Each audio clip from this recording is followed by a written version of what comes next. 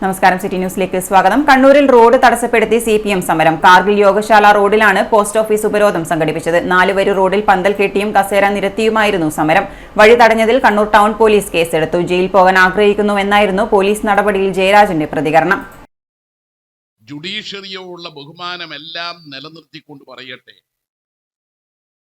ഇവിടെ ഒരു head post office, അതിന് മുമ്പിൽ 10,000 പങ്കെടുത്താൽ സ്വാഭാവികമായും ഈ റോഡ് ആകെ ജനങ്ങൾ അണിനിരന്നു കഴിയും. അപ്പോ ഇതുവഴിയുള്ള യാത്രക്ക് തടസ്സമുണ്ടാവും.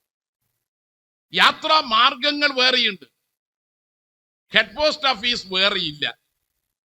അപ്പൊ യാത്രാ മാർഗങ്ങൾ മറ്റിടങ്ങളിലേക്ക് ട്രാഫിക് നിയന്ത്രിച്ചുകൊണ്ട് ചെയ്യുക എന്ന നിലപാട് സ്വീകരിക്കുന്നത് എന്തോ പൗരാവകാശ ലംഘനമായിട്ട് ചിലർ വ്യാഖ്യാനിക്കുകയാണ്. ജുഡീഷ്യറിയുടെ ആ വ്യാഖ്യാനമാണ് തെറ്റ്. ജനങ്ങൾ എവിടെ നിൽക്കും? സമരം നിരോധിച്ചിട്ടില്ല. ജനാധിപത്യ അവകാശങ്ങൾ ഇന്ന് നിലവിലുണ്ട്. സംഘടിക്കാനും സമരം ചെയ്യാനുമുള്ള അവകാശം എല്ലാ മനുഷ്യന്റെയും അവകാശമാണ്. അത് മൗലികാവകാശത്തിൽ പെടുന്നതുമാണ്. അല്ലെങ്കിൽ ഒരു കോടതി ഉത്തരവ് ഇറക്കിയാൽ മതി.